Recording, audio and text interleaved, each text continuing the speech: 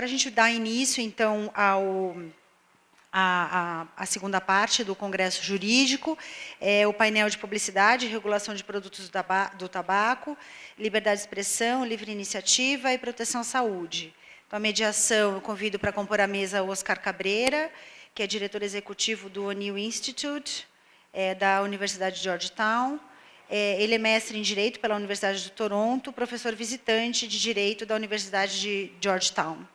Como palestrantes, convido o professor Vidal Serrano Júnior para compor a mesa. O professor Vidal é procurador de Justiça do Ministério Público do Estado de São Paulo, livre docente pela Faculdade de Direito da PUC de São Paulo, professor de Direito Constitucional da PUC de São Paulo, onde exerce a função de diretor adjunto e no programa de estudos de pós-graduados da Instituição Toledo de Ensino de Bauru. Ele falará sobre a proibição da publicidade de cigarros e a Constituição Federal. Também convido para compor a mesa o professor Pascoaloto, Adalberto Pascoaloto, procurador de Justiça aposentado do Ministério Público do Rio Grande do Sul, doutor em Direito pela Universidade Federal do Rio Grande do Sul, professor titular de Direito do Consumidor e Direito das Obrigações da PUC do Rio Grande do Sul, conselheiro consultivo da CT, falará sobre a decisão judicial da Suprema Corte da Colômbia. São 20 minutos para cada palestrante e depois 20 minutos para perguntas ao final.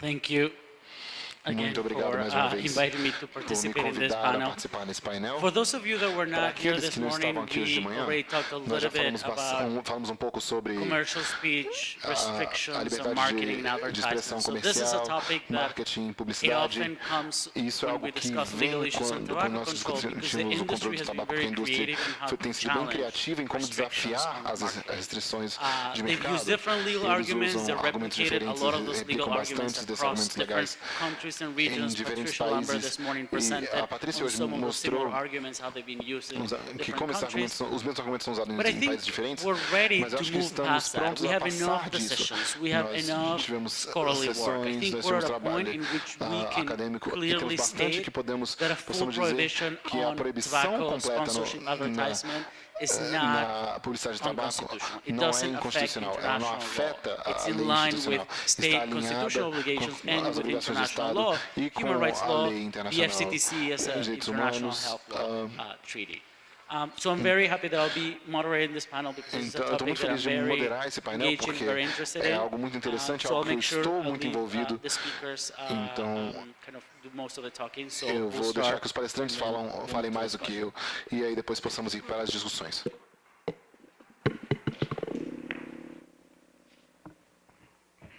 Boa noite a todos. É uma satisfação muito grande estar aqui com vocês, discutindo esse tema tão importante, que é a questão da publicidade do tabaco. Bom, o que acontece? Quer dizer, quando se discute essa questão da publicidade do tabaco, a restrição, proibição, etc., um dos pontos que me parece crucial na abordagem do tema é um reposicionamento constitucional da matéria. Quer dizer, por que isso?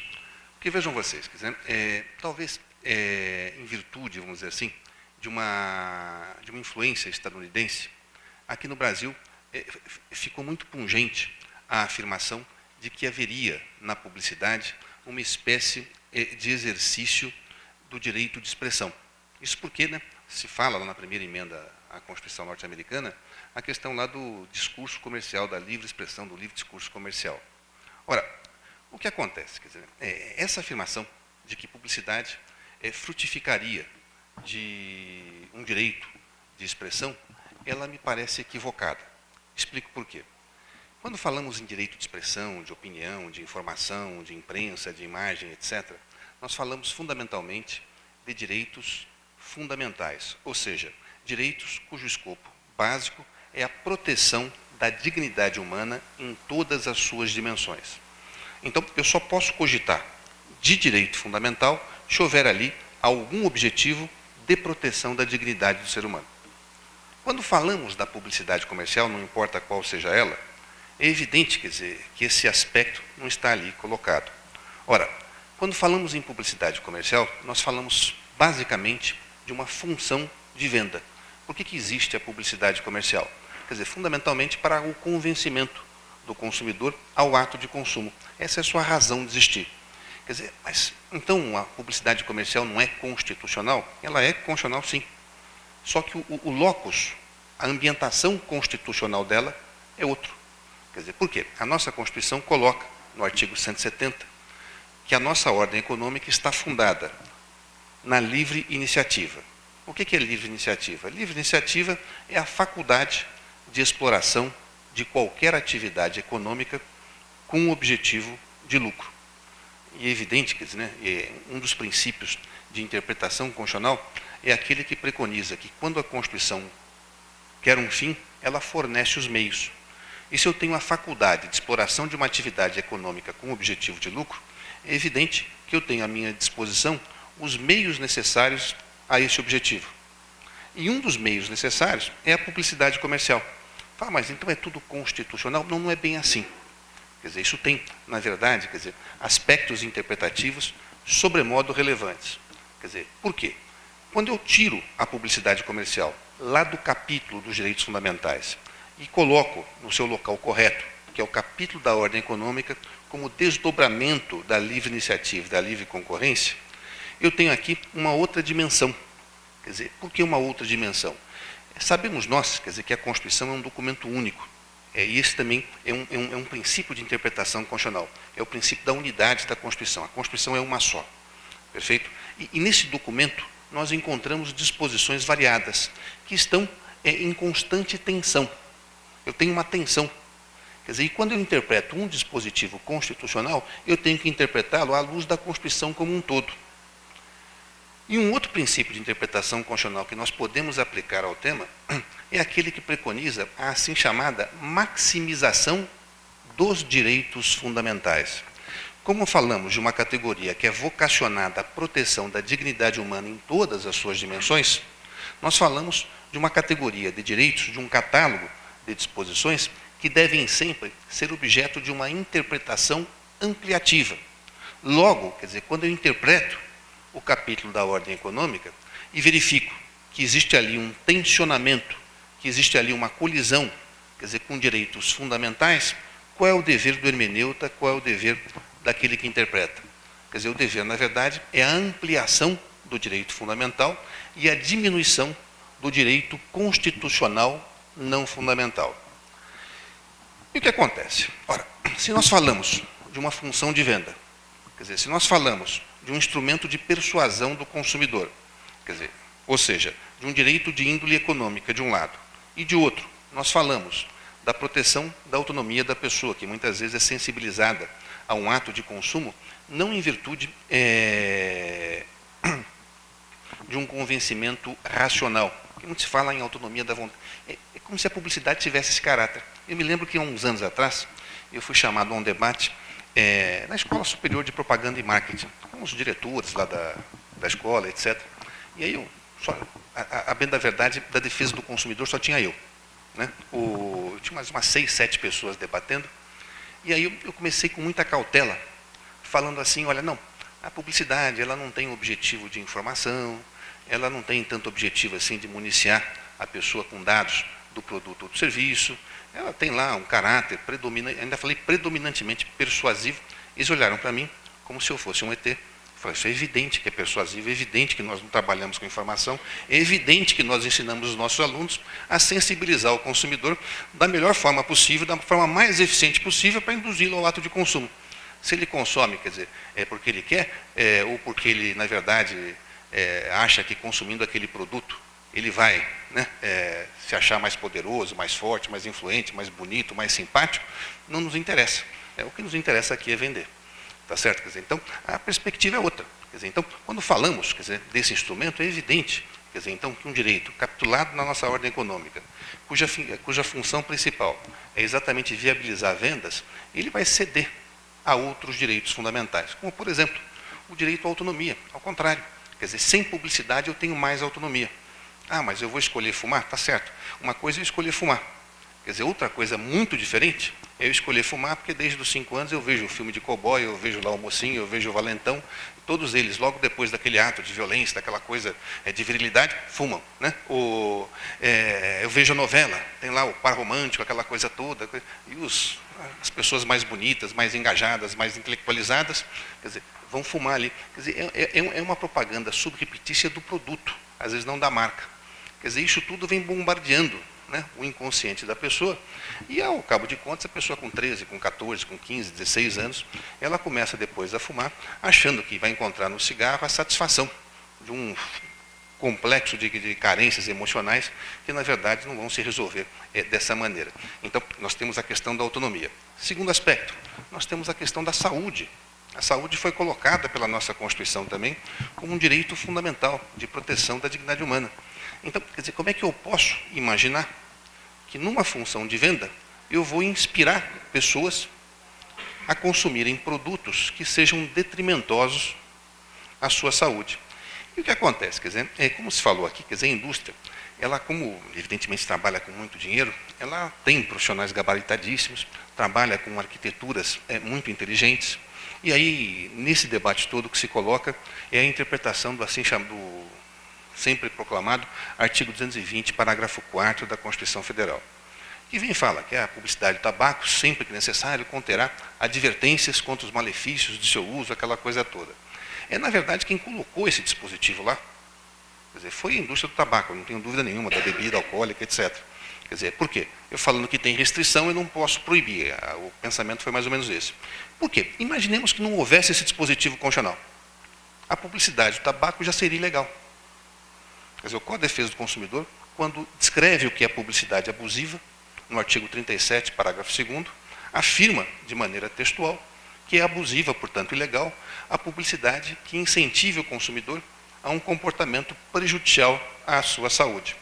Mas aí então o que acontece? Quer dizer, então eu vou imaginar, mas vejam, quer dizer, como numa interpretação mais ampla, essa proibição da publicidade do tabaco, de forma alguma, se choca com o texto constitucional.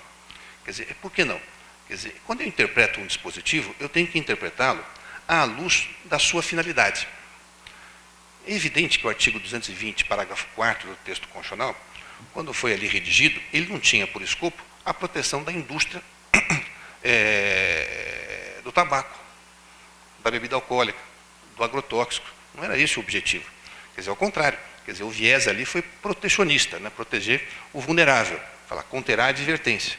Quer dizer, se conterá a advertência, quer dizer, a necessidade de uma eventual restrição, quer dizer, não impede, quer dizer, que haja, evidentemente, uma proibição. Até porque, do ponto de vista do conjunto de valores constitucionais, eu posso até defender. Olha, a pessoa tem direito de escolher. Perfeito. Mas, se ela tem direito de escolher, eu posso, evidentemente, fazer com que ela não seja incentivada, ela não seja motivada, ela não seja levada ao consumo do tabaco, quer dizer, sem nenhuma base, quer dizer, né, de vontade para isso.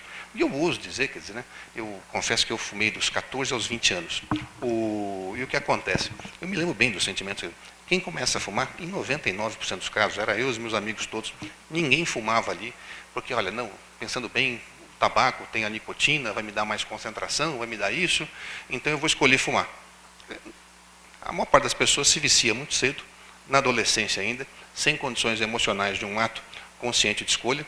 Não existe esse ato consciente de escolha na maior parte dos casos, ela é incentivada pelos contextos. Né? É a publicidade indireta, é a publicidade subreptícia, é a publicidade clandestina, são os vários mecanismos, né, de incentivo ao consumo que existe.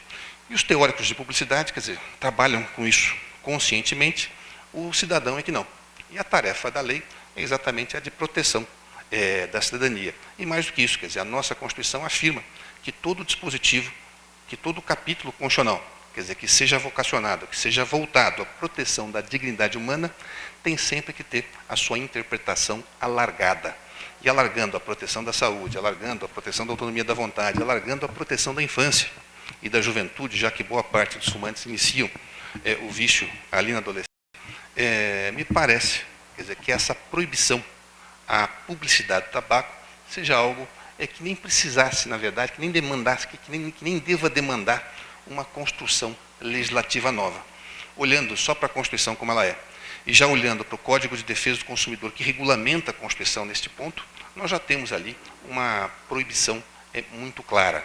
O que falta, na verdade, são instrumentos de efetividade.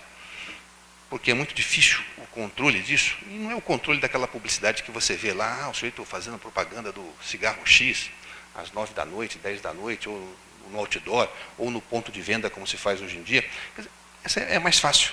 O problema, repito, é a publicidade indireta, é a publicidade clandestina, é a publicidade subreptícia. É difícil imaginar a quantidade de pessoas que nós vemos fumando nas novelas, nos filmes, e pensar que aquilo tudo é aleatório. Não houve nenhum valor, né, por trás daquilo, aquilo tudo não tem um contexto básico, e, enfim, e as pessoas ficam tomando conhecimento do cigarro, porque resolvem, num ato de autonomia da vontade, fazer uma pesquisa sobre como é que elas vão crescer na vida adulta e vão falar, eu posso fumar. Enfim, não é assim que as coisas funcionam, ao contrário. Então, me parece, quer dizer, que hoje nós temos que, talvez, solidificarmos, quer dizer, uma interpretação que já seja concludente de uma proibição absoluta, isso é absolutamente compatível com a Constituição, e trabalhar por instrumentos mais eficientes de controle desse segmento, quer dizer, que são as publicidades clandestinas, as publicidades subreptícias, aquela publicidade que não tem cara, não tem forma, não tem rosto, não tem contrato de base, quer dizer, como publicidade, mas que nós sabemos, quer dizer, que são mecanismos publicitários e que são os mais persuasivos e que, portanto, os que mais incitam os consumidores a esse ato que é detrimentoso à saúde, né, que é o ato do tabagismo. Perfeito. Obrigado, gente.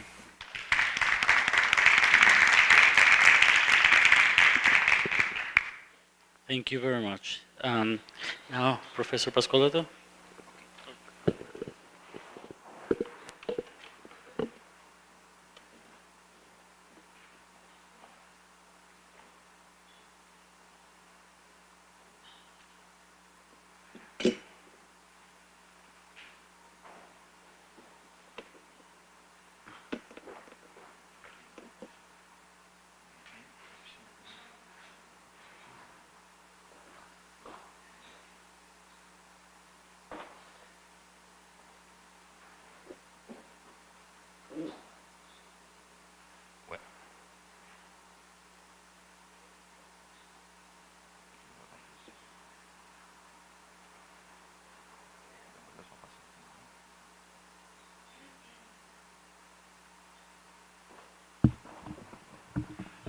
Bom, boa noite.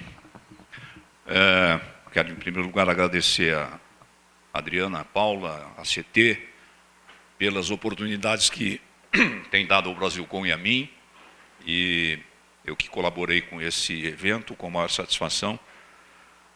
Venho, nesse momento, então, aqui apresentar a decisão tomada pela Suprema Corte da Colômbia em 2010. É evidente que a quase totalidade dos presentes conhecem essa decisão, mas eu preparei essa apresentação do ponto de vista de uma explanação ampla sobre o que ela constituiu.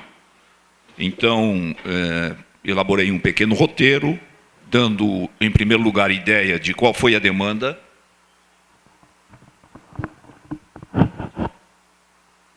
Em segundo lugar, quais foram os fundamentos da decisão, e nesse caso vamos apreciar 6 fundamentos. A Suprema Corte da Colômbia considerou a existência de uma economia social de mercado, depois meditou sobre qual é a medida de intervenção do Estado, fez algumas considerações sobre o conteúdo da publicidade. Eu usei aqui a expressão propaganda, porque essa é a expressão mais frequentemente usada na própria decisão. Confrontou a propaganda com os direitos do consumidor, tratou dos limites e trouxe finalmente o conceito que me parece que é extremamente precioso nessa decisão, que é o conceito de mercado passivo. Finalmente, tracei algumas semelhanças rapidamente com a legislação e a Constituição brasileira, e finalizo tratando de um dos princípios da Constituição brasileira, que é o valor social da livre iniciativa. A demanda se constituiu numa ação pública promovida por um cidadão da Colômbia. O nome dele foi hoje, inclusive, mencionado aqui, Corrales, esqueci agora o primeiro nome. Mais ou menos como no Brasil nós temos a ação popular. Qualquer cidadão da Colômbia pode propor a ação pública. Esse cidadão, então, propôs esta ação perante a Corte Suprema, justamente em face da Lei 1335, uma lei de 2009, que proíbe a publicidade de tabaco e seus derivados nos meios de comunicação social, ou na rua, ou qualquer forma de promoção ou de patrocínio do tabaco.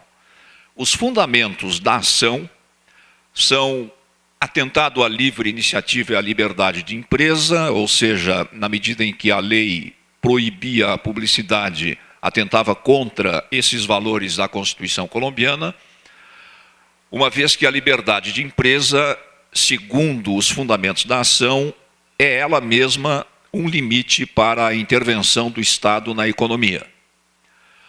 Compreende-se, segundo o proponente da ação, na liberdade de empresa, a possibilidade de fazer publicidade, ou seja, uma coisa é consectária da outra. Não seria possível falar-se de liberdade de empresa sem o direito à publicidade. E, finalmente, segundo o proponente da ação, especialmente no caso do tabaco, assim como no caso de bebidas alcoólicas ou algum outro produto nocivo à saúde, o direito à publicidade se afirmaria mais ainda pelo fato de que, legalmente, são obrigatórias as advertências sanitárias. A Suprema Corte, então, da Colômbia, aqui já entro na fundamentação, num determinado momento, expressa que a Constituição colombiana adota um determinado modelo de economia social de mercado. E eu vou voltar a esse ponto mais tarde, mas é importante frisar desde logo que é mais ou menos o contorno que a nossa Constituição dá ao mercado brasileiro.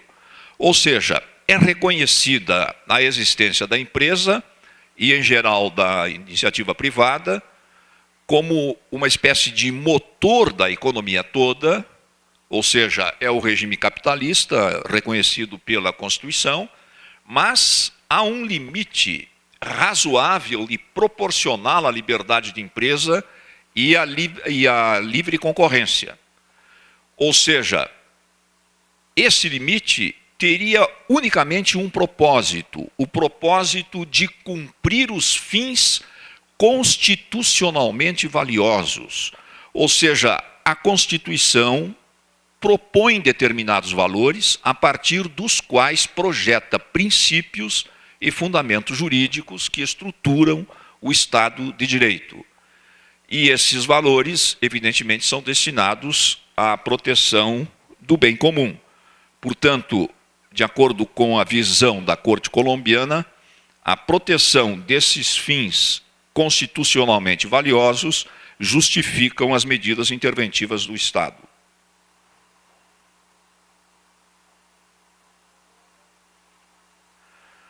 Qual é a medida da intervenção do Estado? Segundo a Constituição, segundo a Corte colombiana, o Estado deve adotar medidas que sejam necessárias para que a empresa cumpra determinadas funções, a função social e a função ecológica. E, portanto, no julgamento, a Corte afirma que a medida da intervenção estatal na economia resultará de um complexo de princípios que, na verdade, perfazem o conhecido princípio da proporcionalidade. É muito interessante fazer essa exposição, depois da palestra que tivemos hoje do professor Marcelo Neves, em que ele afasta a ideia da rota de colisão de princípios e, portanto, dispensa a aplicação do princípio da proporcionalidade em face da Constituição brasileira.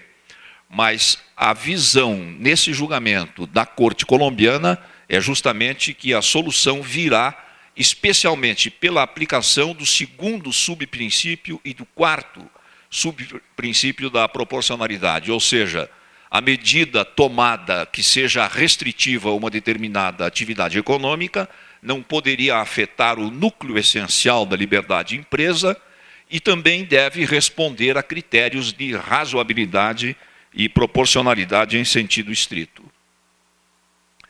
Como se coloca a publicidade, ou como prefere o acórdão, a propaganda nesse contexto? A Corte definiu a propaganda como uma atividade destinada a levar ao conhecimento do público um determinado bem ou um determinado serviço, com a finalidade de atrair adeptos. Como disse o professor Vidal Serrano Nunes Júnior agora, é justamente uma função de venda. Ou seja, é um meio de divulgação. A publicidade como atividade protegida, aliás, a Corte examina a publicidade sob 3 aspectos. O primeiro, como uma atividade protegida pelas leis, pelas liberdades econômicas. Segundo, uma relação entre a publicidade e os direitos do consumidor. Um pouco mais adiante no julgamento, essa relação é estabelecida. E, finalmente, um terceiro enfoque seria a publicidade como discurso constitucional. Como se coloca, então, a publicidade em face dos direitos do consumidor? Os dados de que se serve a publicidade, de qualquer modo, segundo a Corte colombiana, ainda que ela tenha algum caráter informativo minoritário, basicamente se destinam a persuadir o consumidor. E há uma citação que eu trago ali textualmente: as ferramentas de análise judicial das medidas de intervenção na economia são plenamente aplicáveis para o caso das previsões legais que imponham limitações, requisitos e proibições às práticas próprias da publicidade comercial.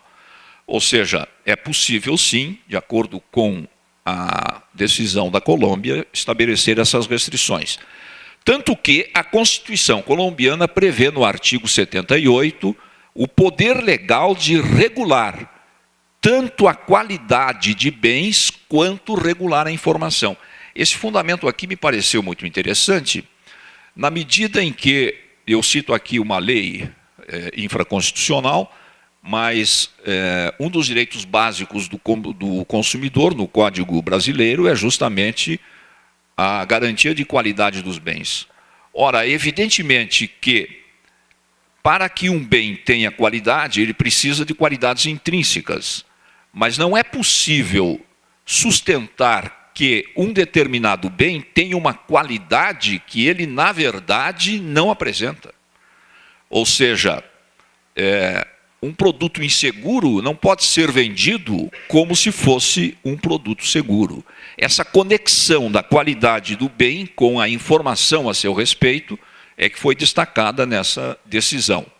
E essa previsão constitucional, portanto, vincula a intervenção do Estado sobre a publicidade.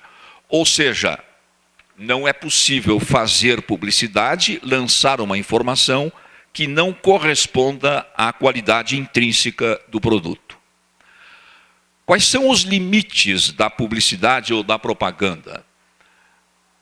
A publicidade, tudo bem, reconhece a Corte, é uma modalidade de discurso, porém, não é depositário esse discurso do mesmo grau de proteção que se deposita a outros discursos, como, por exemplo, o de ideias políticas.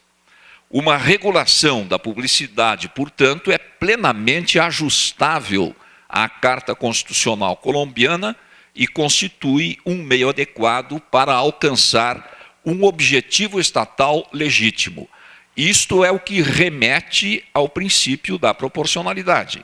Na medida em que seja legítimo limitar a informação sobre um determinado produto que não corresponde àquela informação, justifica-se a intervenção do Estado para excluir essa informação do mercado.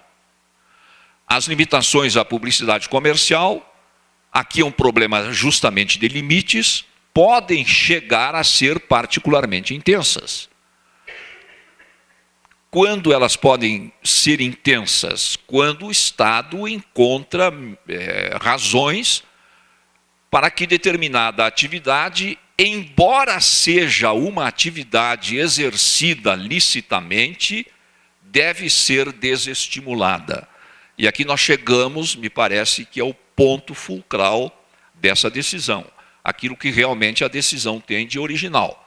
Ou seja, desestimular uma determinada atividade econômica em razão dos prejuízos que objetivamente ela gera para a sociedade ou os perigos que ela apresenta para terceiros. Esse, portanto, é o conceito de mercado passivo. Ou seja, não se coloca prima facie contra o ordenamento constitucional que o legislador disponha de regras, estabeleça regras, e aqui não se fala do constituinte, mas do legislador ordinário, não é contra o ordenamento constitucional que o legislador ordinário estabeleça regras que busquem a conformação de um mercado passivo. Ou seja, o legislador ordinário pode criar, pela lei ordinária, esse mercado passivo. O que seria esse mercado passivo? A existência correlativa da licitude do produto, da autorização para a produção e comercialização de um determinado produto, mas, ao mesmo tempo, a fixação de políticas destinadas a não incentivar o seu consumo, a desincentivar o seu consumo. Hoje também foi dito aqui, pelo professor Marcelo Neves, que uma coisa é o direito de fumar e a outra coisa é a publicidade do produto. Se alguém quiser fumar, muito bem, o produto está disponível. Isso não quer dizer que seja possível, que seja legítimo, juridicamente, incentivar o consumo do produto. Portanto, a interdição total é suscetível de gerar um mercado negro ilícito. Essa é uma questão de conveniência, essa é uma questão de política pública. Este é um juízo que o Estado faz. O que mais convém? Manter o cigarro como um produto lícito, mas desestimulando o seu consumo, ou proibir o cigarro? A interdição total, a proibição total, ou seja, é proibido fabricar e comercializar cigarros, levaria fatalmente a um mercado negro ilícito, ao incremento do contrabando. E isso criaria um problema talvez mais grave para o Estado. Portanto, a conveniência do Estado, a política pública que o Estado adota, é justamente a de permitir a produção e a comercialização do produto, desincentivando o seu consumo. Quais são as semelhanças que nós temos com o Brasil? Completas semelhanças. Eu lembro sempre de, enfim, vários autores, especialmente naquele conhecido livro que reúne uma série de pareceres de eminentíssimos juristas do país a respeito de livre-arbítrio e de produto não defeituoso, é assim classificado o cigarro nas defesas promovidas pela indústria em juízo. Eu sempre lembro dos parâmetros que esses autores traçam com o direito constitucional norte-americano. O professor Vidal acabou de fazer essa referência aqui, dizendo que não há esse parâmetro de modo aceitável. E no livro que acabou sendo produzido justamente por uma promoção da ACT, sobre publicidade de tabaco, Grant Howells, que atualmente se encontra em Hong Kong, é britânico, escreveu um artigo a respeito de um julgamento na Inglaterra em que a indústria do tabaco questionava justamente a proibição da publicidade de tabaco na Inglaterra, no Reino Unido, invocando a jurisprudência da Suprema Corte norte-americana a respeito da liberdade de expressão comercial. o tribunal inglês disse simplesmente o seguinte: é um outro contexto constitucional.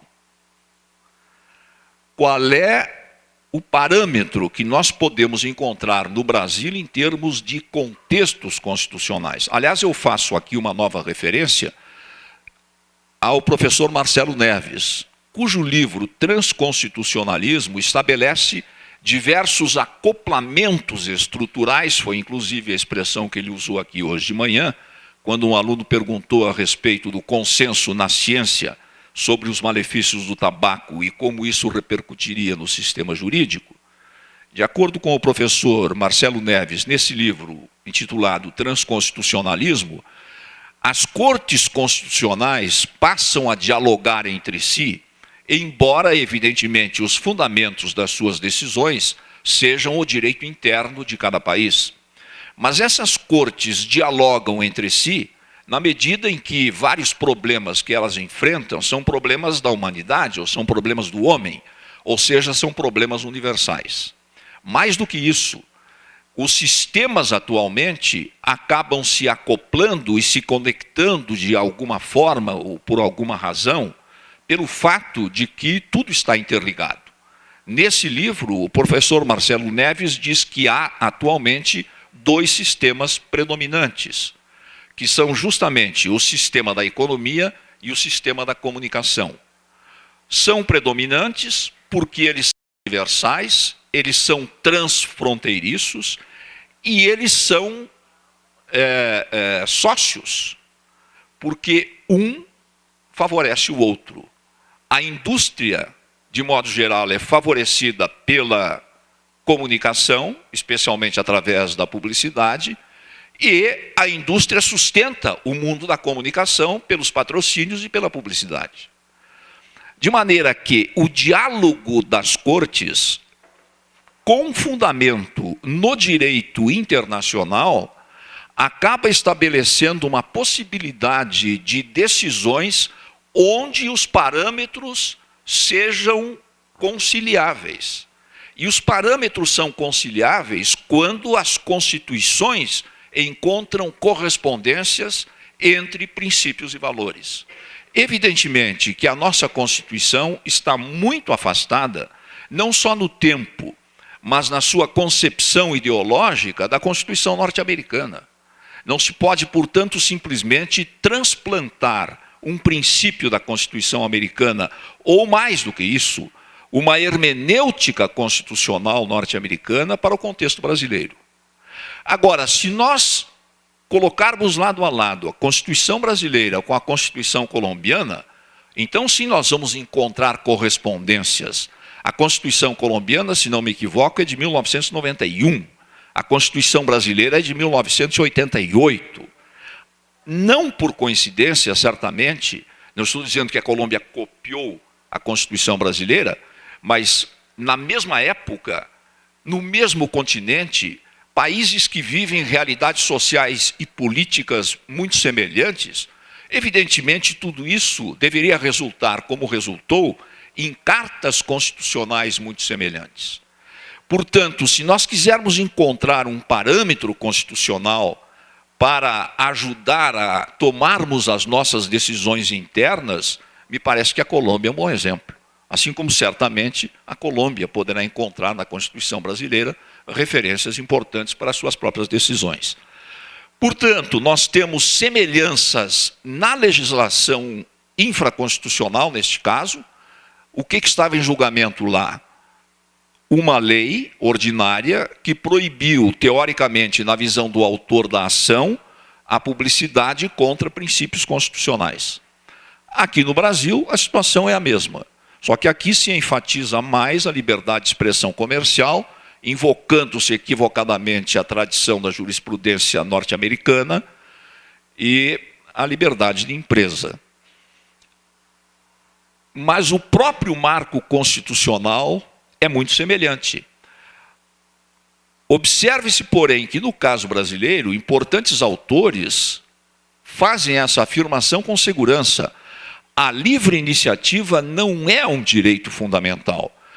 E isso é importante perceber. A livre iniciativa é um princípio da ordem econômica, ao lado de outros princípios, como, por exemplo, a defesa do consumidor. A defesa do consumidor, porém, está no artigo 5º da Constituição, que nomeia os princípios e garantias individuais e, portanto, os direitos fundamentais. Mais ainda, a defesa do consumidor não é apenas um direito fundamental formal, é um direito fundamental, hoje reconhecidamente, material. Nesse contexto da Constituição, é muito importante lembrar o que significa a livre iniciativa dentre os fundamentos da República.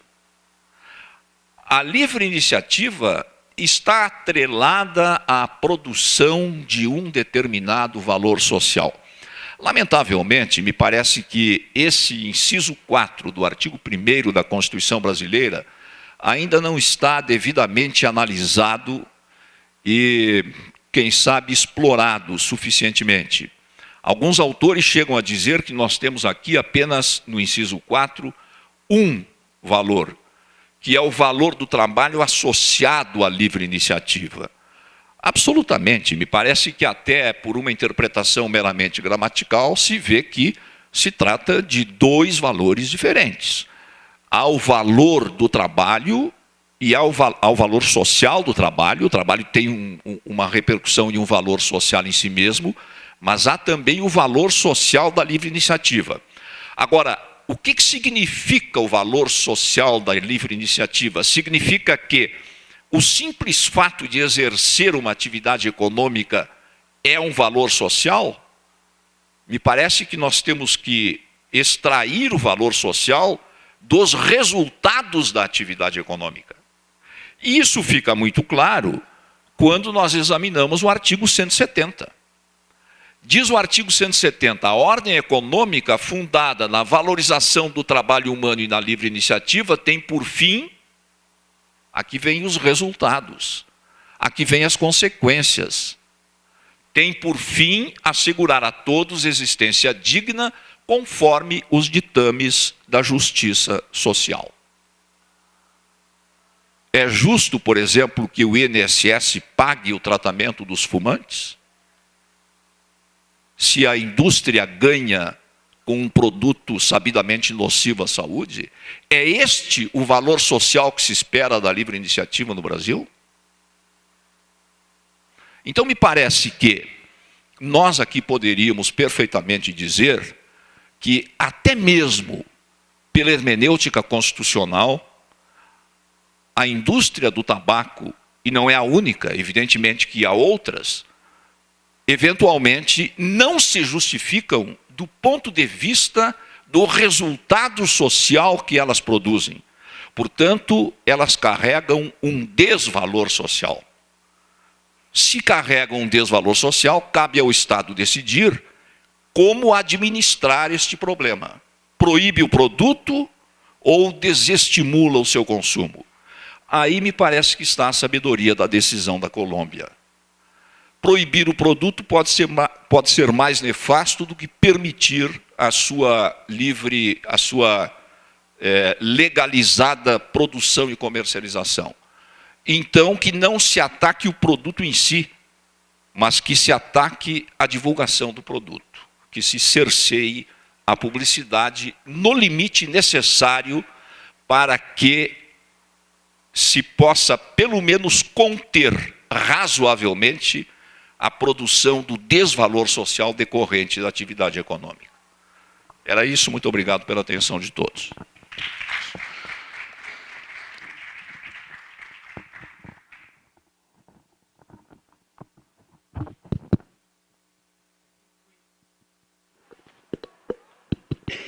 I think we have time for maybe Acho que nós temos one or tempo two para mais questions. uma ou duas Adriana? perguntas. Questions? Perguntas? Muito obrigada aos professores. Acho que assim estamos todos aprendendo um pouquinho de Constituição, sobretudo nós aqui que não somos advogados, e acho que é tudo um grande mistério. Então, obrigada por abrir um pouco o mapa desse mistério para a gente.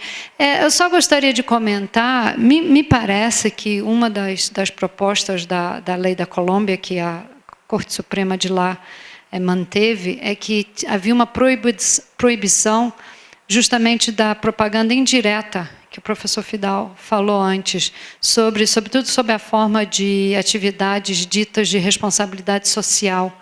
Talvez o Oscar ou o professor possa comentar se isso também foi mantido dentro, ou se houve alguma exceção dentro do julgamento final, se aceitaram o pacote, ou se houve alguma exceção, sobretudo para a questão da publicidade indireta, que, como foi tão bem dito pelo professor Vidal, é uma coisa muito incipiente e, às vezes, muito difícil de regulamentar, porque não é tão visível, né?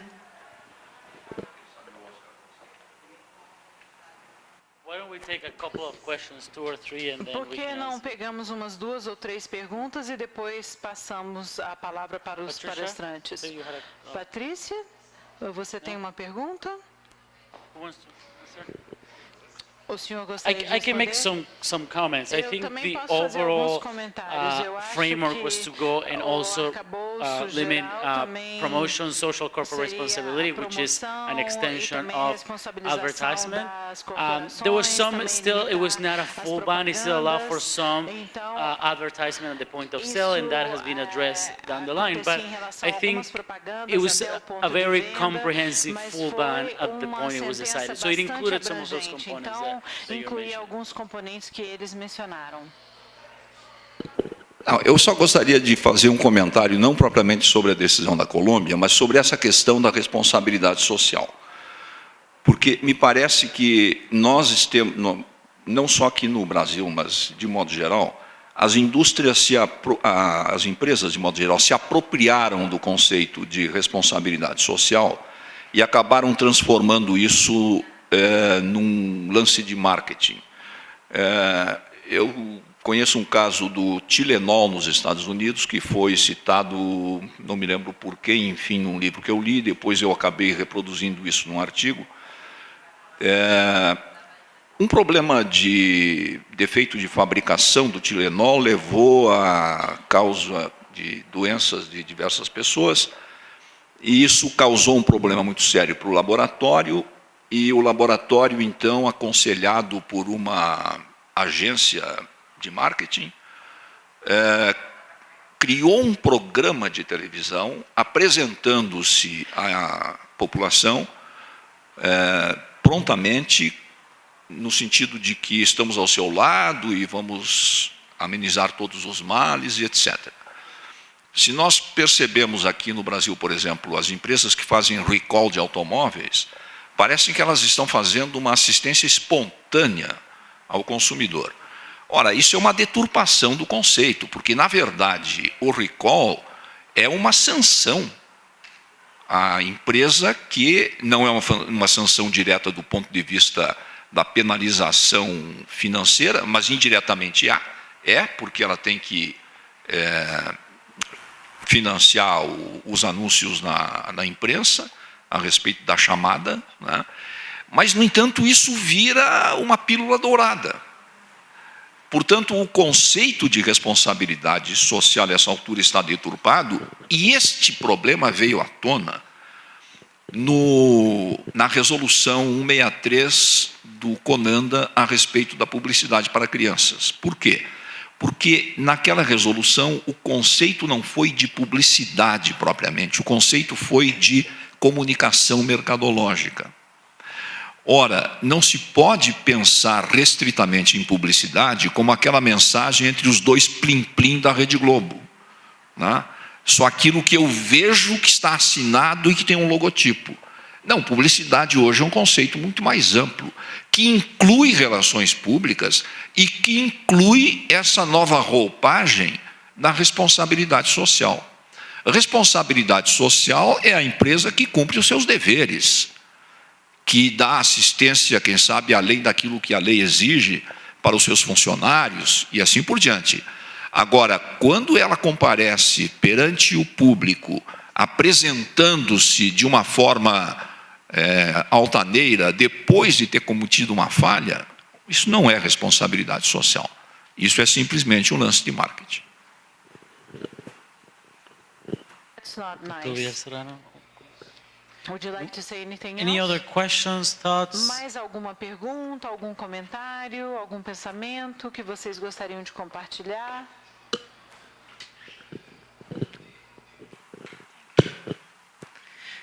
Eu gostaria de saber a opinião dos dois palestrantes sobre a questão dos impostos, né, de utilizar a carga tributária como uma forma de compensação.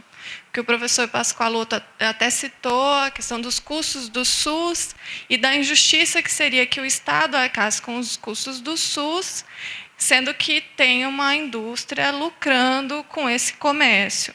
Se vocês acreditam que os tributos, a política tributária é uma boa forma de compensar socialmente, economicamente, ou se seria uma ideia de um fundo específico para essa finalidade.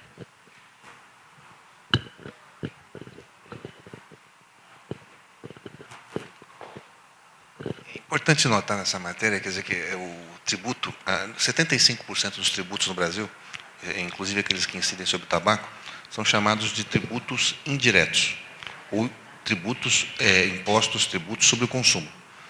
Ou seja, quem paga, na verdade, não é o que produz o empresário, quem paga é o consumidor. O sujeito faz lá o cálculo de custo dele, aplica lá um chamado markup, né, que é o fator de multiplicação do custo para verificar qual é o resultado final, e depois disso se aplicam ainda os impostos. Então, quem paga é o consumidor. São chamados de impostos indiretos. É o imposto que o empresário paga, imposto de renda, etc. E a grande tributação do cigarro, IPI, ICMS, são impostos indiretos. Então, na verdade, não existe essa compensação, né? Eu achei que o professor Pascoaloto, quer dizer, quando fez a interpretação da cláusula final do artigo 170, o fez adequadamente. Eu acho que a proibição não nos parece, quer dizer, algo adequado, mas se você fala em propiciar justiça social, quer dizer, né, e essa é uma finalidade da livre iniciativa, ou seja, a livre iniciativa, no nosso contexto constitucional, é uma liberdade-função, não é uma liberdade absoluta, é uma liberdade para o cumprimento de uma função social.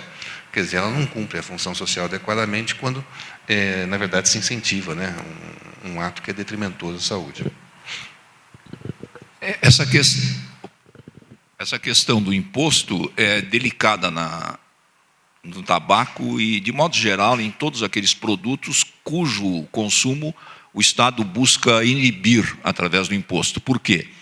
Porque o Estado se transforma esse imposto, outra vez, apenas em fonte de arrecadação que vai para o Tesouro Geral.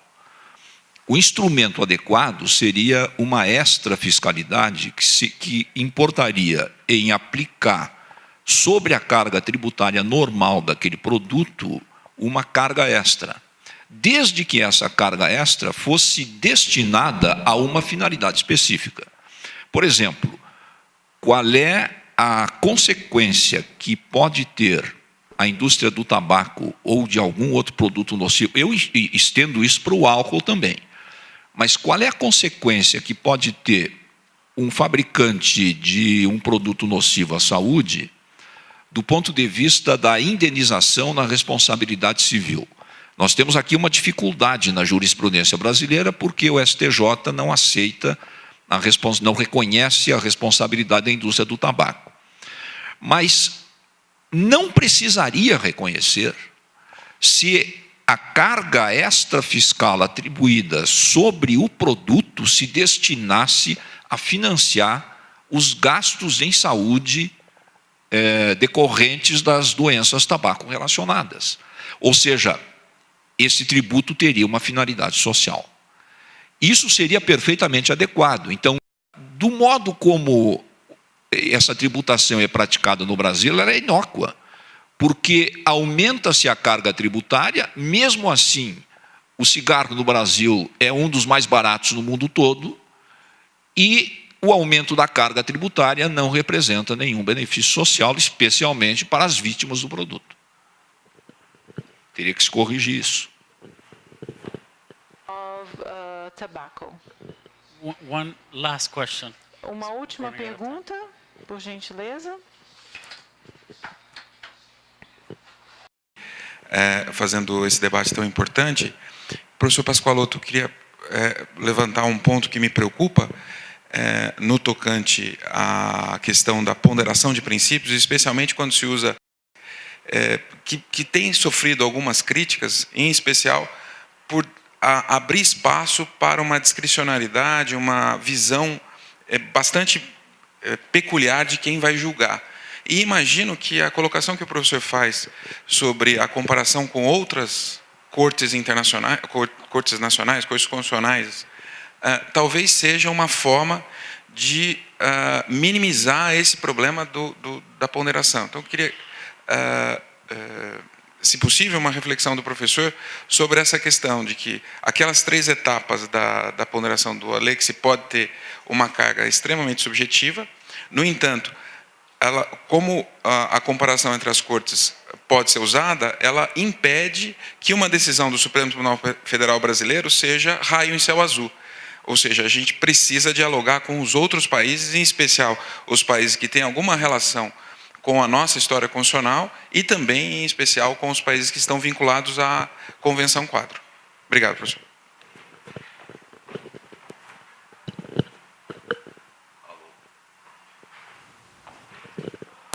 Bom, eu estou falando aqui na casa do dono, enfim, na residência do dono do tema, que é o professor Marcelo Neves, porque eu me inspirei muito nele ao escrever a apresentação do livro, desse livro de publicidade do tabaco.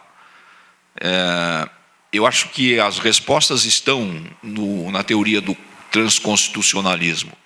Mas, voltando à palestra de hoje de manhã, me parece que ele resolveu esse problema definitivamente a partir do momento em que ele retirou a publicidade do tabaco do âmbito das liberdades protegidas, em face do inciso 2 do artigo 220, que diz que o Estado deverá proteger a família e a criança de publicidade de produtos nocivos, etc. Depois é que vem o parágrafo 4º. Portanto, nós não teríamos sequer que nos preocuparmos com o princípio da proporcionalidade para dizermos a publicidade de tabaco está proibida por outros dispositivos. Então, não tem que confrontá-lo com outros princípios ou dispositivos constitucionais. Eu não me lembro quem foi, eu acho que foi o Vidal que falou antes sobre o parágrafo 4º, né? Eu fiz um estudo a partir dos anais da Constituinte sobre o parágrafo 4º do artigo 220. É muito interessante porque havia diversas propostas a respeito da proibição de publicidade de vários produtos nocivos. Algumas propostas citavam especificamente tabaco, álcool, agrotóxicos, terapias, aqueles que estão no parágrafo 4º. Outras simplesmente falavam, era uma cláusula geral de proibição de publicidade de produtos nocivos, aí teria que se ver quais eram, mas, enfim, eram propostas de partidos do espectro mais conservador até partidos do espectro mais liberal ou radicais de esquerda. Não havia cor partidária. Vários constituintes tinham propostas no mesmo sentido e essas propostas iam avançando etapa por etapa. Quando chegou no plenário, surgiu o fatídico parágrafo 4º. E eu não consegui, pesquisando remotamente e pedindo auxílio dos assessores da Câmara, eu não consegui descobrir quem levou a quem a proposta constitucional, a proposta do parágrafo 4º. Porque, evidentemente, acho que não foi nenhum constituinte que tirou da cartola o coelho mágico depois de que propostas em sentido contrário perpassaram todas as etapas do processo constitucional. Então, esse parágrafo 4º realmente é que trouxe essa discussão a respeito de pode-se ou não se pode proibir a publicidade se a própria Constituição fala apenas em restrições. Mas a interpretação do professor Marcelo Neves, embora eu também já tenha caído na tentação de apelar para o princípio da proporcionalidade me parece que é a mais adequada. Não há por que se falar em proporcionalidade se o inciso 2 tem aquela afirmação mais taxativa. Outra coisa, se me permitem ainda me estender só um pouquinho mais, aproveitando o gancho do Vedovato. Numa decisão recente do STJ, foi julgada uma campanha publicitária, não me lembro de qual cigarro, a Adriana talvez saiba, mas enfim, não interessa, de antes ainda da lei de 96, que proibiu a publicidade do cigarro, primeiro num grau menor, depois foi evoluindo, mas enfim, estava em questão justamente uma determinada campanha de marca de cigarro que, direta ou indiretamente, afetava as crianças. É muito curioso porque a fundamentação do julgamento, um dos fundamentos do julgamento, é o princípio da identificação da publicidade. Ou seja, se as crianças não têm condições de entender o caráter persuasivo da publicidade, elas não podem, em nenhuma hipótese, ser alvos de mensagem publicitária. O que eu quero dizer com isso? Que talvez nós estejamos subinterpretando determinadas disposições legais e constitucionais. Estamos subinterpretando o princípio da identificação, e agora, felizmente, o STJ joga a luz sobre isto, e talvez estejamos subinterpretando o inciso 2 do artigo 220.